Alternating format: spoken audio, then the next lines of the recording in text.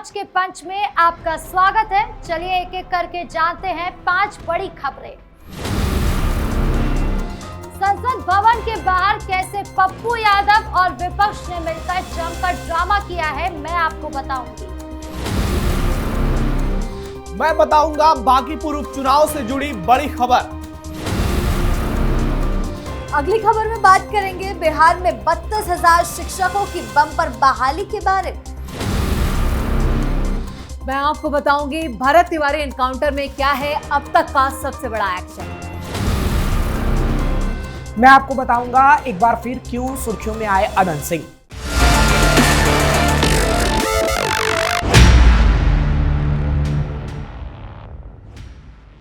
खबरों की शुरुआत में बात करते हैं संसद के बाहर हुए उस शर्मनाक तमाशे की, जिसे देखकर देश का हर समझदार नागरिक गुस्से में आ गया है।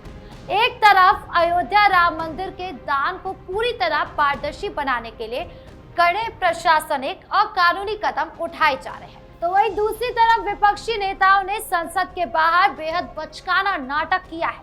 पूर्णिया से निर्दलीय सांसद पप्पू यादव ने साधु का वेश बनाकर संसद के मकर द्वार के सामने एक दान पेटी लेकर अजीबोगरीब नौटंकी की। जब संसद सत्र के दौरान लोकसभा में नेता प्रतिपक्ष राहुल गांधी और दूसरे कांग्रेसी और विपक्षी नेता वहां पर निकल रहे थे, तो वहां पर बहुत ज्यादा बवाल होने लगा। उन्होंने पप्पू यादव को पैसे दिए और उनकी जेब में भरने का ये शर्मनाक खेल खेला ताकि ये दिखा सके कि राम मंदिर में चोरी कैसे हुई थी, यानी उस घटना को रिक्रिएट करने की कोशिश की गई। देश के सबसे बड़े और पवित्र सदन के बाहर इस तरह का तमाशा करना क्या लोकतंत्र की गरिमा को जरा भी शोभा देता है?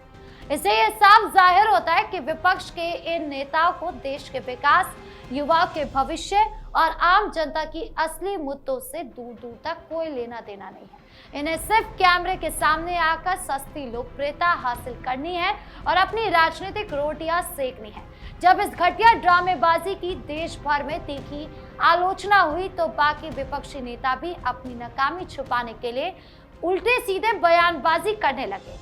आज विपक्ष के पास सरकार की मजबूत नीतियों, विकास कार्यों का सामना करने के लिए या फिर शिक्षा बिल को लेकर कोई विजन, कोई मुद्दा नहीं बचा है, इसीलिए वो इस तरीके के हथकंडों को अपना रहे हैं। लेकिन देश की जागरूक जनता अब पूरी तरह से समझ चुकी है कि आस्था के नाम पर ये राजनीति करने वाले लोग असल में क्या चाहते हैं।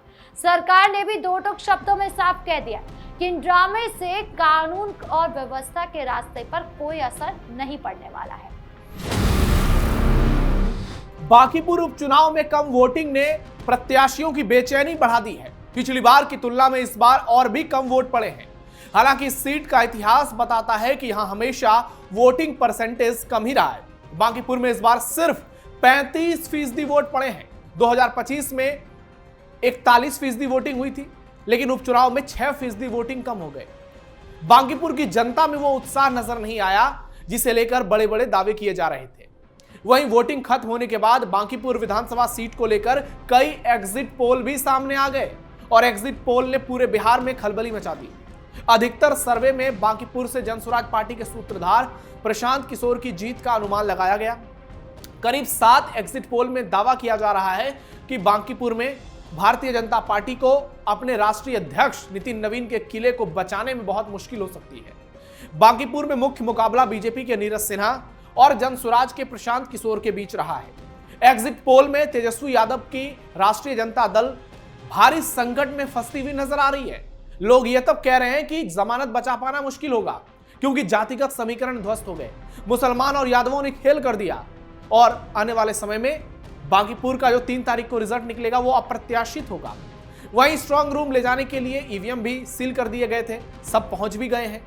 कई जगहों पर ईवीएम को लेकर बहुत सारी बातें भी हो रही हैं। सुरक्षा बल पूरी तरह से उसकी रक्षा में लगे हुए हैं और 3 अगस्त को नतीजे आ जाएंगे। दिन के 11 बजे तक तस्वीर साफ हो जाएगी। फिर यह तय हो जाएगा कि किसकी बातों में दम था, किसके दावे ज्यादा मजबूत थे। अब देखना होगा 3 तारीख को क्या रिजल्ट सामने आता है। आपको क्या लगता है, आप भी जरूर बताइए। TRE-4 के तहत 32,388 शिक्षकों की नियुक्ति को लेकर जो अधियाचना बिहार लोक सेवा आयोग BPSC को भेजी गई है, उसके तहत सबसे ज्यादा 16,100 शिक्षकों की नियुक्ति +2 विद्यालयों के लिए होनी है। सबसे कम शिक्षक 3,847 प्राथमिक विद्यालयों के लिए नियुक्त होंगे। शिक्षा मंत्री मिथिलेश तिवारी ने TRE-4 के तहत होने वाली नियुक्ति के संबंध में बताया कि ऐसा पहली बार हुआ है जब ये आकलन कराया गया कि किस जिले में कितनी संख्या में शिक्षकों की कमी है। उसी के हिसाब से शिक्षकों की बहाली को लेकर अधियाचना बिहार लोक सेवा आयोग को भेजी गई। आकलन के क्रम में ये बात सामने आई कि सबसे ज्यादा शिक्षकों की कमी +2 विद्यालय के लिए है।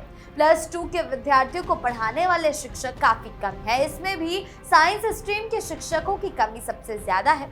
इसीलिए बिहार लोक सेवा आयोग को भेजी गई अधियाचना में विषयवार रिक्त का जिक्र किया गया। TRE-4 के तहत सबसे कम नियुक्ति प्राथमिक विद्यालयों के लिए होनी है। प्राथमिक विद्यालयों के लिए 3,847 शिक्षकों की बहाली होनी है। रिक्त के आकलन के लिए क्रम में ये बात सामने आई कि पूर्णिया, जमुई और अररिया जिले में स्वीकृत पदों की तुलना में 1,000 शिक्षकों की कमी है। इस लिहाज से इन 3 जिलों के लिए 1,000 से ज्यादा शिक्षकों की नियुक्ति होगी।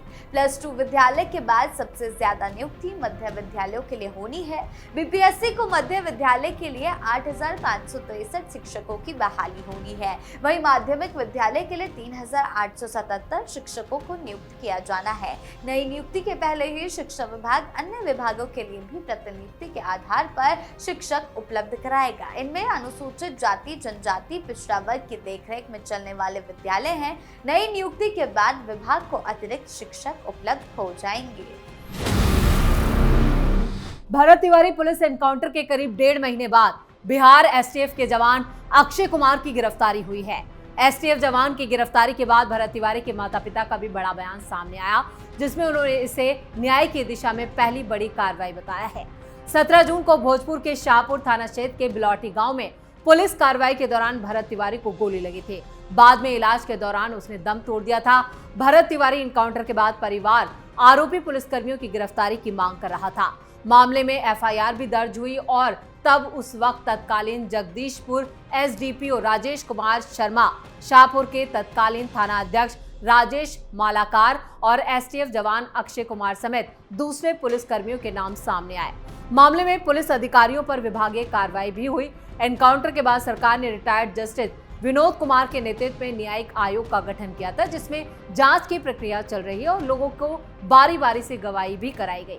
इस घटना में जगदीशपुर के SDM संजीत कुमार को पटना सचिवालय अटैच कर दिया गया। वहीं तत्कालीन SDPO राजेश कुमार शर्मा को पुलिस मुख्यालय क्लोज कर दिया गया। वहीं इस मामले में STF के जवान की गिरफ्तारी इस मामले में अब काफी अहम मानी जा रही है और सबसे बड़ा मोड़ तब आया जब घटना से जुड़ा एक सोशल मीडिया लाइव वीडियो सामने आया था। वीडियो में भरत तिवारी को पुलिस के सामने हथियार छोड़ते और हाथ उठाकर सरेंडर करते दिखाया गया।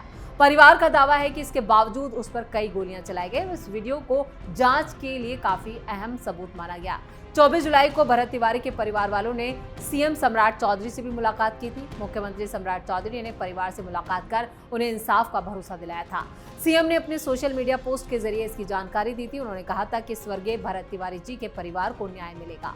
उन्होंने परिवार के सदस्यों से मुलाकात कर उनकी बात सुनी और हर संभव कोशिश का और सहयोग का आश्वासन दिया। जांच के दौरान STF जवान अक्षय कुमार पर पहली गोली चलाने का आरोप सामने आया। घटना के बाद से वो फरार चल रहा था, जिसे पुलिस और STF की टीम ने तकनीकी सर्विलांस की मदद से गिरफ्तार किया। अब जवान की गिरफ्तारी के बाद ये जांच और गहरी हो गई है कि सरेंडर के बाद गोली चलाने का आदेश किसने दिया था। खबरों के मुताबिक गिरफ्तार जवान से पूछताछ के बाद कई और अहम खुलासे हो सकते हैं। जांच एजेंसियां अब इस पूरे मामले की परत दर परत जांच कर रही है।